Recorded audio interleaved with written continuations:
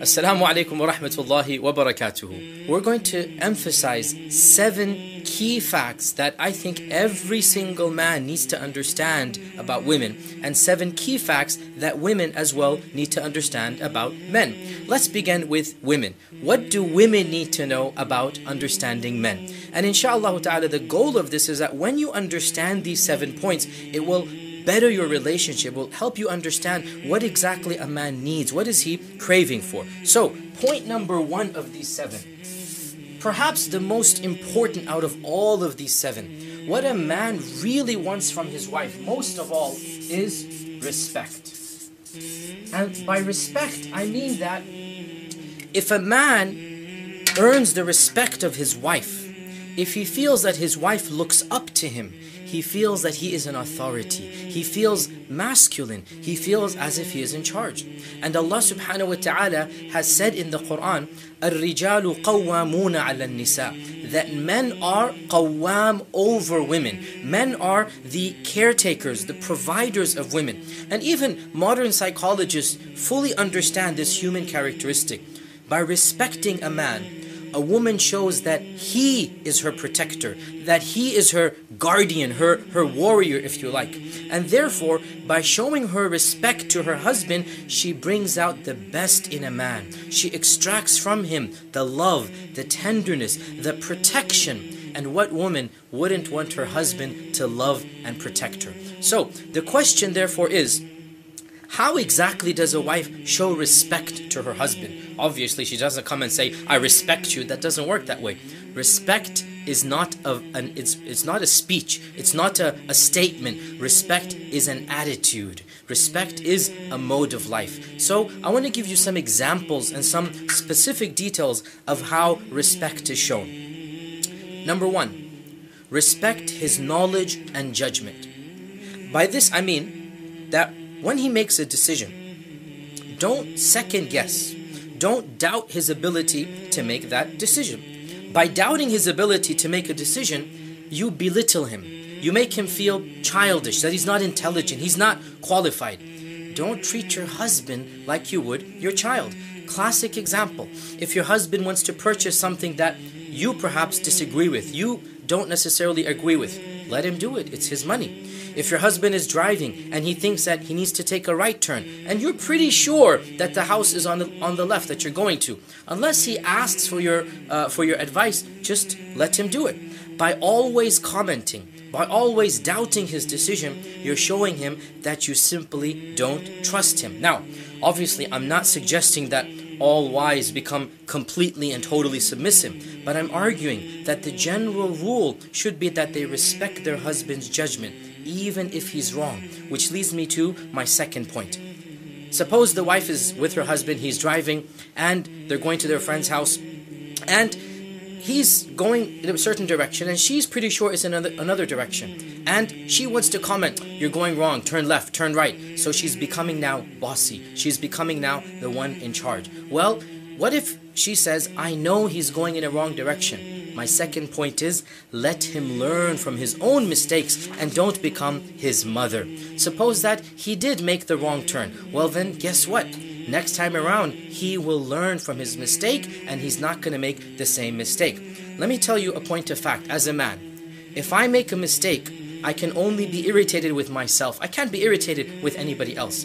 But suppose somebody else told me to turn. Suppose the wife told me to turn and she did turn out to be wrong. Well then obviously this will bring about a great source of irritation. So next time he does make a mistake, don't rub it in. Simply understand that a man will make mistakes and he will learn from those mistakes. This is of the ways of showing your respect, that you don't double guess his judgment. And therefore, this also leads me to another point.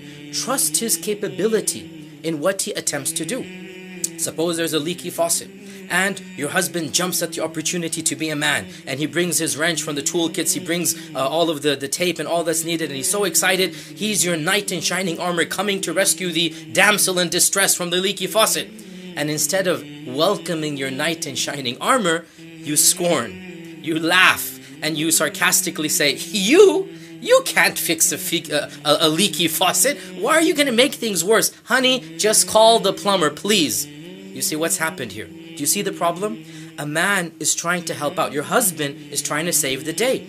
But his wife presumes that he has no idea how to do the job. This is humiliating. It's painful. It's deflating to his ego. Basically, you're saying that you don't trust your husband to fix a leaky faucet. If you don't trust him to fix a leaky faucet, how can you trust him to be a real protector, a husband, a father to your children? The bottom line, let him try to fix the leaky faucet. Let him make a fool out of himself, in front of himself. Let him learn from his mistakes. And you know what? Most of the time, I'm pretty sure, most of the time, anything your husband attempts to do will actually be successful, much to your surprise. A man loves to take up a challenge. A man loves to break things apart and put it back together. Believe it or not, most men are not idiots. They can try to solve the problems that they're attempting to do. And if a wife insists on demeaning him, on disrespecting him, on challenging his knowledge and ability, then basically you are making him out to be a fool, making him out to be an unintelligent person, and so you are hurting his ego. Now again, showing respect here means trusting his knowledge, his judgment, and his abilities. Also, one of the ways of showing respect, be respectful in your tone and in your choice of words. One of the main reasons that husbands around the world always complain that their wives are nagging too much. Isn't that common, right? Every culture, every society, the man always says, my wife is just nagging. Well, why is this? That's because a man feels that his wife is disrespecting him. There's a feeling that he's not capable, he's not qualified to do what he's doing, that basically you are treating him like a child. You need to understand, my dear sister in Islam, that for a husband, his list of priorities is not the same as yours. A husband, a man, has other deadlines, other responsibilities. Going back to the example of the leaky faucet. Suppose your husband has been told once, twice, 5 times that there is a leaky faucet, and he's aware of it. Well, you need to realize that there are other things on his agenda. Perhaps he has a major project at work, which has to pay the rent, which is far more important than the leaky faucet. Perhaps he has to spend an afternoon doing another project that he feels is more important. No doubt, the leaky faucet needs to be solved, but there's a time, a place, and most importantly, a tone of voice and a choice of wording that needs to be displayed when a wife will continue to remind her husband of something that needs to be done. And if your husband states his opinion or suggests a plan of action, don't immediately retort back with a sarcastic comeback. Again, I'm not suggesting that wives be servile and docile and submissive, but I am saying that disagreements and alternative views need to be presented within a framework of respect. Also, if you want to respect your husband, never, ever, in any circumstance, crack a joke about him in public, in front of other people, in front of his family and friends. I don't know how else to put this. I'll be as blunt as possible. Men have fragile egos. Men have extremely fragile egos. Call it male pride, call it manliness, but they do not want their wives disrespecting them, dissing them, putting them down in public. Sisters, let me ask you, would you like it if your husband teased you in public, commenting on your appearance, or you might have gained a few pounds or something of that nature? Would you think it was funny if he commented on the fact that your body is now growing old or something? Would you like that? You are very sensitive of this. Realize your husband is sensitive of other issues. For a man, if his wife does not respect him, who else will? Conversely, if his wife respects him, if his wife looks up to him, then he can challenge the world and he can take on the world. So one of the best ways to show the respect for your husband is to praise your husband in front of family and friends. When your husband, whether you do it in front of him or behind his back. So even behind his back, when you're in front of his family, let's say, you say, MashaAllah, Ahmed takes such good care of me and he's this and he's that. It's going to trickle back to him. His brother's going to come back. The mother and father's going to come back. Do you know what that's going to do to a husband when he hears that his wife is praising him? Do you know the love that's going to gush out? Do you know the sympathy that's going to come when he sees that his own wife is praising him? Go ahead, inflate his ego. You're going to reap the benefits of that. And praise him to his face as well. Every man loves to hear that, I'm so proud of you. You did a wonderful job today. After a presentation, after a leaky faucet, whatever it might be. Every man loves to stoke that ego, and if his wife is going to look up to him, then he feels the world is going to look up to him. One final point about respect. If you did do something that you feel show disrespect, acknowledge it and say you're sorry. Show your remorse. Show that you want some sympathy. Basically, be a woman, and your husband will be a man who loves you back in return. If you look at our tradition, our ahadith text, it is very clear that our religion demands respect to the husband. And there's a legitimate reason for this. Our Prophet ﷺ said it. All of you know this hadith, and it is a lot of time misused and abused, but that doesn't deny the fact that it is a hadith. Our Prophet ﷺ said that I do not allow anybody to prostrate to another human being. But if I were to allow any human to prostrate to another, I would have commanded the wife to prostrate to her husband. This is a famous hadith, and I want my sisters to understand the basic human psychology behind it. Sisters, if you treat your husbands with respect, your husbands will take care of you, will cherish you, will nourish you, will love you, will comfort you, because that is exactly what a loving and a respectful husband does. Conversely, if you treat him with disrespect, then don't be surprised that he will not treat you the way that you think you should be treated. Assalamu alaikum wa rahmatullahi wa barakatuh. We were talking about the points that every single woman needs to know about male psychology, about how and what her husband wants in a relationship. Point number 1 was respect. Point number 2, men are created to provide. So it is ingrained in them that they're going to take care of the one whom they love. It is in the fitrah of a man that he wants to protect his wife. Men feel the need to take care of their wives, and they feel useful, they feel functional when they do. And this goes back to what Allah says in the Quran, that men are qawwam over women. And of the meaning of qawwam is to take care of. And we all know that our Sharia obligates upon men to take care of the woman. And this is in complete harmony with the natural instinct that Allah has given us.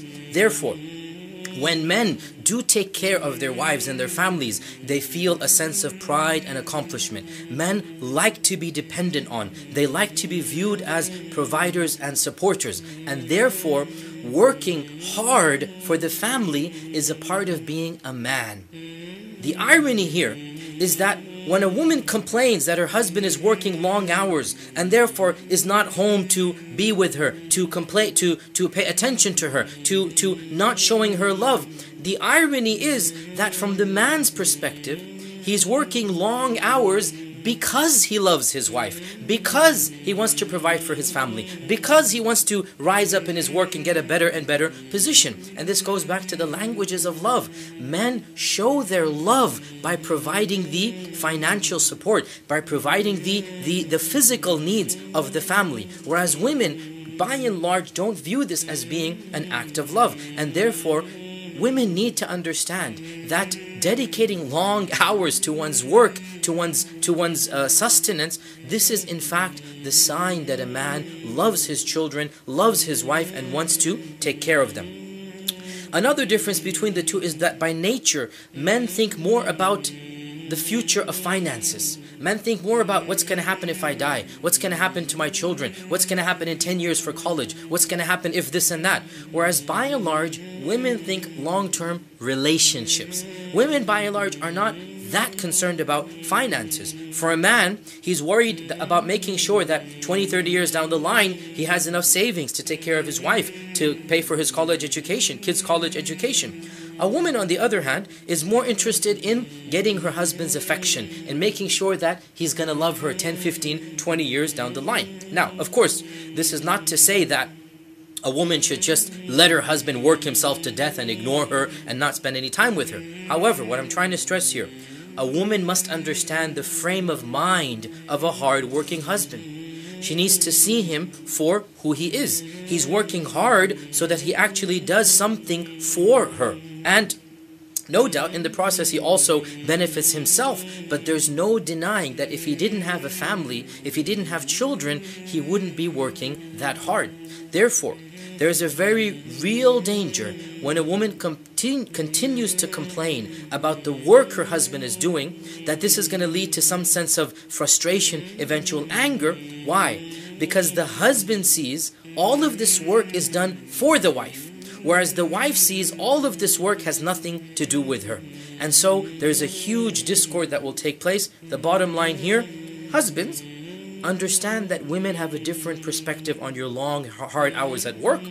They see it as some type of competition between them and the office place, them and the work schedule.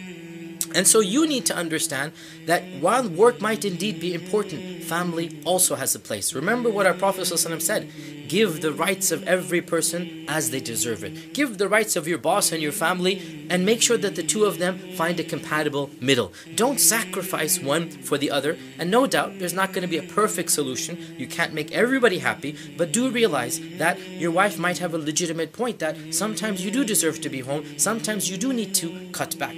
Wives, our sisters, you need to understand that your husband's work is not a second wife. It's not a competition. There is no competition. He's working hard for you. He's working hard for your children. He's working hard in order to sustain the relationship, because as a man, he's worried about money. And so you need to cut him some slack and realize that that hard work is for you.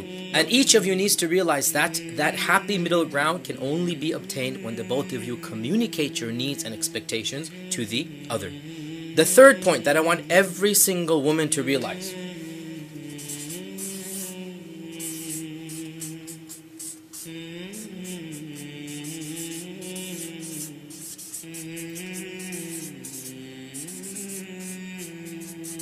Very simple point. Sex empowers men. Men feel powerful when they're given sexual attention. It's no secret that men are sexual creatures. Everybody knows that. Even in this course, we've been stressing this point over and over again. The number one complaint that husbands have across the globe is that their wives don't give them enough sex. And this is regardless of religion, race, ethnicity, culture. What women fail to realize most of the time is that sex is not just a biological need. Of course, it is a biological need. Women fail to realize that men's need for sex isn't just like need for food or water or sleep. They don't understand that if a husband doesn't get sex, why he gets so cranky. What's the big deal about it? The point is that sex is the key to unlocking a man's emotion. When a man is shown sexual attention, it makes him feel like a man. It makes up for any other faults that a woman might have. And when a woman does not give a man sex, every fault of hers, even imaginary faults, will be discovered by the man. Sex makes a man feel loved and allows him to love back in return. If a man is given his sexual needs, the husband feels as if he's ready to take on the world. To be a man means that the masculinity in a husband is manifested within his married life. Let me put this very bluntly. If his wife showers him with sexual attention and gives him great sex, this makes him feel like a full man.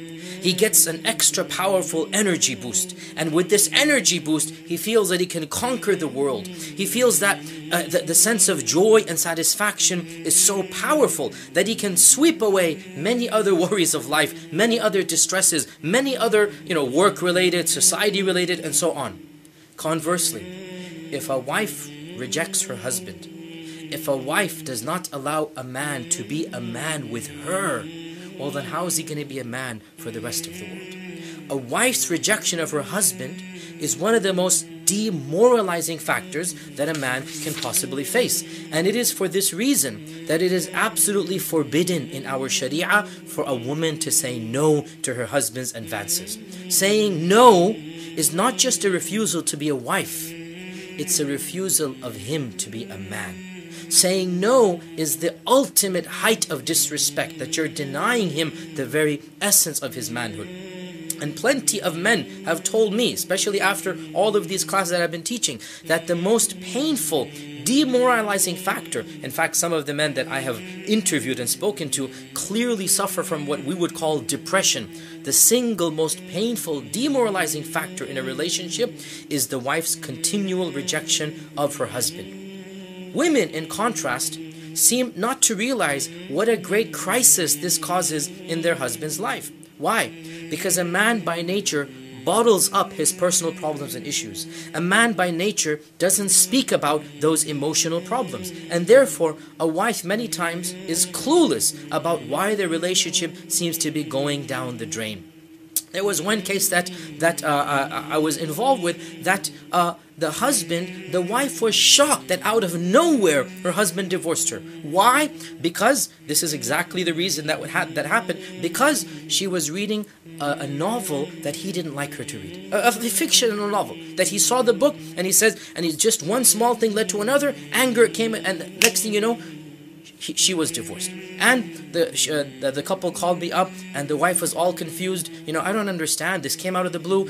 And then when I spoke to the husband privately, the first question, point blank, I asked him, how is your sexual relationship with your wife? And the husband just froze, because he was not expecting this question. The husband just froze, began to fluster, and then he almost broke down in tears, and he confided with me that it was the source of the greatest tension, that it was because of that sexual frustration and tension that he was finding things to get irritated about.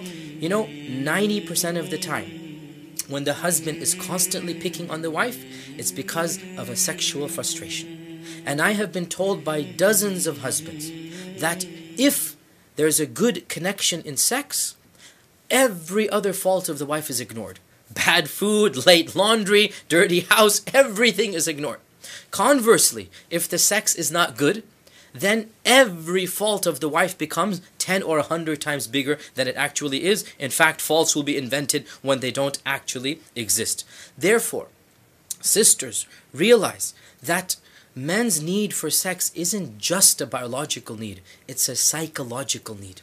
And never in any circumstance, and this we believe as Muslims, but wallahi, even if you're not a Muslim, this is what modern psychologists are saying, that women should never refuse the advances of their husband, because saying no to your husband is to tell him point blank, you're not a man for me. You're not worthy of being a man for me. And if he can't be a man for you, how can he be a man for the rest of the world? We'll take our next break here and then come back and finish up what are the main points that a woman needs to know about a man. Assalamu alaikum wa rahmatullah. Welcome back. We're talking about the main points that every single woman needs to realize about men. The next point is very awkward. It's very embarrassing. Frankly, it's very demoralizing for many sisters, but it needs to be said as bluntly as possible. Throughout this course, I've been very frank with you, and the reason for this is that I firmly believe that knowledge empowers, that knowing the other gender, understanding basic male and female psychology will make a marriage situation better. The fourth point that every single Muslimah needs to realize is that women are the single greatest source of fitna and attraction for men. Men are naturally attracted to women, not just a woman, women in the plural. And even pious Muslim men, even happily married husbands, even people who love and adore their wives to death will find hundreds and millions and billions of women attractive. And that is because it is ingrained in the nature of men. No matter how beautiful their wife is, no matter how gorgeous, and no matter how much they love her. Sisters, please understand this point. Your husband can love you with his whole body and soul. But visually, one part of his brain, not his heart, one part of his brain will find millions and billions of women attractive. Women just don't understand how visual men are and how that affects their sense of appreciation. If a woman walks into a room, she might notice how expensive another lady's purse is, or how beautiful a lady's dress is, but she will hardly notice how tight that dress is on her body, or how that dress accentuates her curves, or how much skin is being flashed. However, when a man walks into any room, I can assure you that the first thing that he notices are all of these points. How tight the dress is, the shapes of her limbs, how much skin is being shown. And as long as he is in that room, even if he's the most righteous Muslim on earth, he will be battling the urge to stare. It's ingrained in every single person. In fact, it doesn't matter if the man is married or single. It doesn't matter if he's young or old. All men get a sense of thrill and a sense of happiness looking at a beautiful woman's body, and that is why our Sharia commands us to lower our gaze. Now, what this translates into is that a man automatically, inherently detects the presence of beautiful women. He's subconsciously aware of their presence, even if he doesn't show it. If they go into a restaurant, if they walk in the lobby of a hotel, wherever they are, if somebody's dressed inappropriately, his head automatically, his eyes, no matter where they are, automatically will register that. Even if he's holding on to his wife's hand, one side of his brain is instantly registering all of these visuals that were coming in. As if that weren't bad enough, for every man, these images are constantly popping into his head throughout the day, throughout the night, and yes, even nights. Men dream about women. Typically, a young teenager finds his mind is inevitably wandering over to the topic of women every second, third minute. Every single young man finds it difficult to concentrate for any period of time without thinking of women. Now, why am I telling all of this? And I can assure you, sisters, I know your first reaction. I've taught this class too many times. You will say, I don't believe you, Sheikh. I just don't believe you. Whereas every single brother will be like, well, isn't that obvious? Didn't you know that? And I understand, sisters, it's very awkward for you to hear this type of information. Now, the first reaction of sisters is, if it's so bad, why don't you lower your gaze? Well, frankly, these days, even if you lower the gaze in the Western world, you'll see stuff you shouldn't see. But that's besides the point. What I'm stressing here is that even if a good Muslim man lowers his gaze, subconsciously, they are acutely aware of the presence of such women, and they're battling temptations to look at them. And it is true to state that it's impossible, even for the most righteous man, to guard his gaze 100% of the time. I am reminded of prophetic hadith and a statement of Ibn Abbas. In a prophetic hadith narrated by Sunan Abu Dawood, our Prophet ﷺ, it is said that he was sitting outside and a lady passed by in the distance. And he felt an urge, and he went to his wife and he satisfied that urge, and then he came out. And he said, verily, when a woman walks outside, Shaitan makes her look more beautiful than she is. Shaitan beautifies her up. So when one of you sees something that agitates him or basically, increases the desire, let him satisfy that desire with his wife. For indeed, his wife has what the other woman has, meaning his wife is a woman and the other lady was a woman as well. This is our Prophet Muhammad ﷺ. I want you to think about that. Even he was a man. Ibn Abbas, the famous cousin of the Prophet ﷺ, he commented on a verse that Allah says in the Quran that Allah shall forgive all of the that Allah will punish all of the major sins, but as for the lamam, they are overlooked. What is the lamam? Means the minor sins. As for the lamam, as long as you're righteous, they will be forgiven through the other good deeds. Ibn Abbas said, I know of no better illustration of what is a minor sin than the gaze of a man towards a woman. Now this is like an inevitable minor sin. Ibn Abbas is saying, I know of no better illustration when Allah says He shall punish the major sins, and as for the minor sins, they will be forgiven if you're righteous. And this is what the ahadith tell us. If you're praying, if you're, and by the way, this isn't an open license to go stare, obviously. The point being though, nobody can win the battle 100%. Nobody can, and I can assure you sisters, no man living in the Western world, dare I say even the Eastern world, can a day go by except that one or two images or something of this nature goes into his gaze. So why am I saying all of this? It's very depressing for women to hear, isn't it? And frankly, I know for a fact, because of the comments that I've gotten back, that this knowledge depresses sisters. It makes them feel cheap. It gives them a sense of hopelessness. Sisters, I'm not teaching this to you to depress you. I'm teaching this to you to empower you for a better marriage. primarily for two reasons. Firstly, when you do catch your husband's eyes straying, of course, be irritated with him, show your pain and frustration, and also be a good Muslim wife to him, and later on ask him what you can do to help him. But don't ever interpret your husband's gazing as implying that he doesn't love you or he loves you any less. That's the main point here. This attraction that a man has for another woman literally is at a surface level. There's no heart attraction. The love is going to be for his wife, but it is a different part of the brain. It has nothing to do with the wife being unattractive, with the wife being any less beautiful. In fact, it's not even fully sexual. And by that I mean, it's not the case that every beautiful woman he sees, he actually wants to take her to a hotel or motel and do it with her. No, it's just that it's a man's nature to admire the outer beauty of a woman. And I'm reminded of a very famous scenario. I'm not going to mention the names in this class, but a case went to court. It was in the national media and whatnot. That there was a really famous world model. She is known across the world, and every one of you probably knows of her name. She's one of the top 5 models in the world. That's how beautiful she is, right? And she has posed naked and with clothes on. She is drop dead gorgeous. And her husband was caught looking at pornography in their own house, and so she ended up divorcing him. Now, what's the moral of the story here? This man was married to one of the most drop-dead gorgeous models on the face of this earth. But he wasn't satisfied with her. He wanted more. And the irony is, excuse me for being so blunt here, while this man is looking at these dirty images, there must have been millions of men around the world looking at dirty images of his own wife, because she's one of the top models in the world.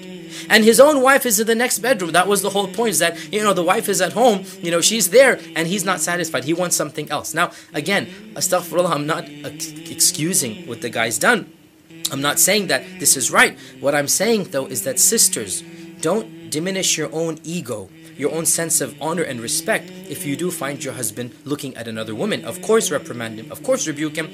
But it's got nothing to do with you, and it's got nothing to do with his love for you. Secondly, when you realize that men have this huge problem looking at women, and they have all of these images circulating of women in their minds and popping up everywhere, around them, try to understand, just for a while, the frustration that he feels, the sexual frustration. And imagine that if he couldn't get that sexual frustration satisfied with his wife, where will it lead him? Sisters, no man in any Western country can even cross the street or turn on the television or open up a magazine or log onto an internet site except that there are dozens or hundreds of images smacking him across the face. My point to you is, have some sympathy, have some mercy, have some love, and give him that sexual attention that he deserves as your husband. Sisters, let me be blunt here. If you're not going to flaunt your body in front of your husband, if you're not going to be confident by showing your body and your nakedness in front of your husband, if you're not going to show him what is halal for him to see, well then what do you expect him to do? Let him appreciate your beauty, let him appreciate what Allah has blessed you with, and inshallah ta'ala that will help him minimize some of the problems that he faces. Inshallah we'll take another break here and come back and finish up what women need to know about men. The fifth fact, for a man, romance is all about sex. That's just the fact of the matter. Men will do romance, and the only reason they will do it is because they want it to lead to sex. For them, romance and sex go hand in hand. They just don't get the importance of just giving gifts, giving chocolates, giving flowers, unless it's going to be linked to the sexual reward after that. And therefore, there is a perception, and it's relatively true, that men are a little bit unromantic. They're inherently unromantic. They're awkward about romance. However, when men are surveyed about romance, an extremely large percentage of them respond that they would like to be romantic. Well then, if they want to be romantic, why are they so clueless about how to be romantic? Well, as a man, let me tell you honestly how we feel. And of course, what I'm about to tell you is found in many simple self-help books and psychological guides, so it's not just coming from me. The number one reason men will not be romantic is because they fear that their efforts will be rejected, mocked, ridiculed, or discarded. In other words, men feel insecure about how successful their romantic attempts are going to be. So, therefore, women need to be extra sensitive about how they interpret and how they receive his romance. For example, suppose a husband tries to plan a romantic evening, and he goes to a restaurant, or he does this or he does that. A wife needs to realize, if she criticizes the food at the restaurant, the man will interpret this as he hasn't done his job. Now, even though for the woman's perspective, she might have had the best time in the world. She might have enjoyed the fact that he took her out. She's happy her husband spent time. But when she found a flaw with his plan, which was this restaurant, or suppose they went out to a movie, and she goes, ah, what a boring movie.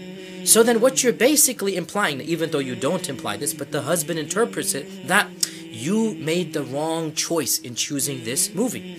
Suppose he gives her a gift that she doesn't really need, or she doesn't like, or she's flustered and embarrassed by. And so she says, oh, why did you give me this? You shouldn't have. I mean, why'd you spend so much money and this and that? Now, she might be flustered. She might be awkward or embarrassed, or maybe genuinely she would have liked another gift. But the point is, the man will interpret as if he failed. And therefore, even if something goes wrong outside of his control, he will feel he was the one who let him down. Now, the point here is that a woman needs to realize that when a man shows her some romance, the intention, the goal behind it is so that she literally melts in his arms. She thanks him, she kisses him, and eventually, yes, it is linked to sex at night. That's exactly why a man would want to do that. Now, another reason why romance is awkward is that the definitions of romance might be different for men and women. For many women, snuggling up on the sofa in front of the TV after a candlelight dinner is the main definition of romance. For a man, it might be taking his wife out on a drive, or doing something that, he likes to do. It's a very different understanding of what romance is. Now, this problem is a little bit easier to solve, and that is that each couple needs to communicate what exactly they'd like to do together. Now, another problem is that if romance does not lead to sex, once again, the man feels a little bit let down. Well, frankly, he feels very let down. And again, I'm just being blunt here so that our sisters understand. By now, after all of these hours of lectures, surely we understand that men are sexual creatures. And romance is supposed to be rewarded with intimacy. And all you need to do is look at Western culture. Why do men wine and dine a girl? Well, because they want to sleep with her. Why do men go out on dates and spend money? Well, because they want to basically get her to their apartment. This is the reality of Western culture. And therefore, and that is in the fitrah. And therefore, when a husband does something for his wife, it is the biggest mistake for the wife to criticize that as somehow being inadequate. Sisters, realize, as I said before, men have fragile egos, very fragile. So when he brings you a gift, jump for joy, kiss him, hug him, reward him at night. Even if you didn't particularly like that gift, the fact is, by you saying no, or by you criticizing, you have effectively killed romance, and any other attempts are going to be stopped by him. Realize that one negative comment might mean the absence of 2 or 3 years of romance. So that's the 5th point. The 6th point that I want to make. The 6th point is,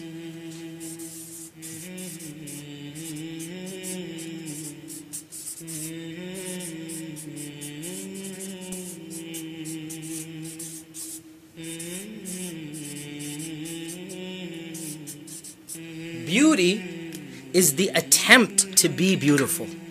What do I mean by this? Women, I'm going to be very frank here again. Husbands really don't care if their wives' behinds are a little bit bigger than when they got married. But they do care that the wife is attempting to look good. She's wearing perfume, she's wearing makeup, she's looking good.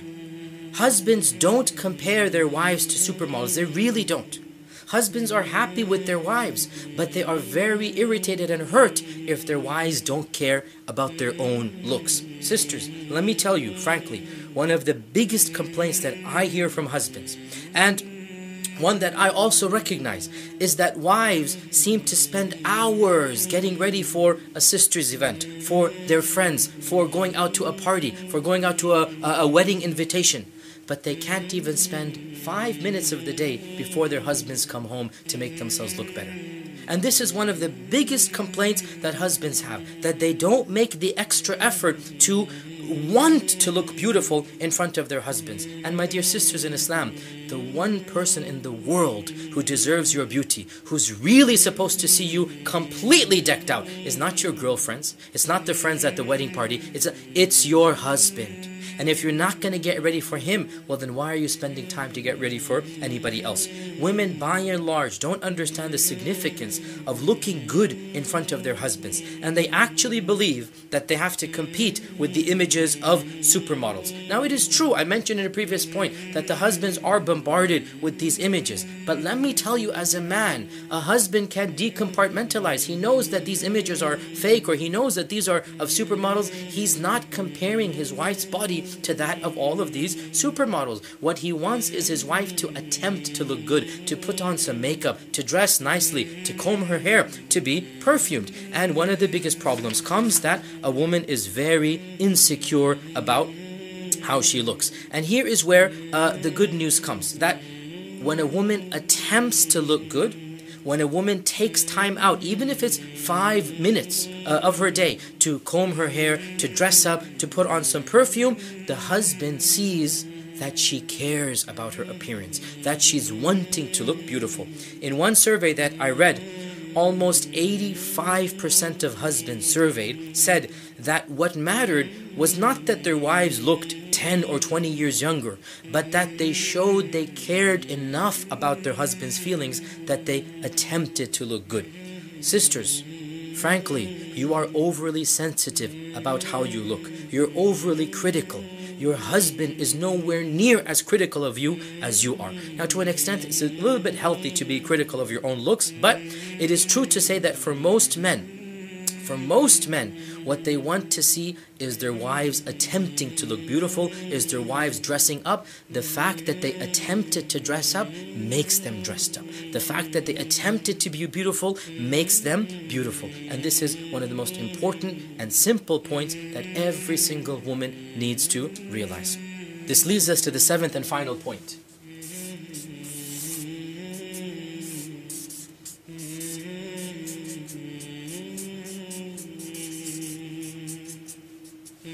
I call it cave time. What do I mean by this? Sisters, wives, realize it is in the nature of men that they need some alone time. They need to be cut off from everything. They need to, whether it's reading the newspaper or browsing online or reading the news or listening, they need some alone time. It is in the nature of men that when they have a big problem, they don't tell other people. They sit down and they think about it. Or they'll think of other problems and let that work in the back of their mind. So for example, it's very common, men have a big problem, they're going to come home and listen to the world news. It's very depressing, a lot of things happening. You're looking at far bigger problems, and listening to these bigger problems actually helps a man cope with his own problems. Sisters, realize every single husband needs some alone time. It's called cave time. He wants to go into his cave, cut off from everything else around him. So when your husband wants that alone time, wants that cave time, let him go into that cave, but have some time. He needs to realize, of course, he needs to come out as well. Of course, one of the problems is that husbands, when they come out of the cave time, they just want to go to sleep and don't want to spend any family time. Definitely, that's the other extreme. But do realize, men are not as social as women. Men are not as open about their feelings as women. It is a part of being a man to go brood, to go contemplate, to go sit in a quiet corner, and that quiet corner could be in front of the television, it could be in front of the computer, it could be in front of a magazine or book. And therefore, if you have something really important to talk about and you find your husband in his cave, well then tell him, honey, when are you going to be finished so that we can talk? Now, of course, I mentioned before, husbands need to be fair as well, that if they say 7:30 or 9 o'clock, they better live up to their adjustments and their promises as well. But wives, realize that husbands, every man needs some time alone. When a man walks away from an argument, when a man goes into his room and the wife is having an argument with him, let's say, that doesn't mean he doesn't care. That's his cave time.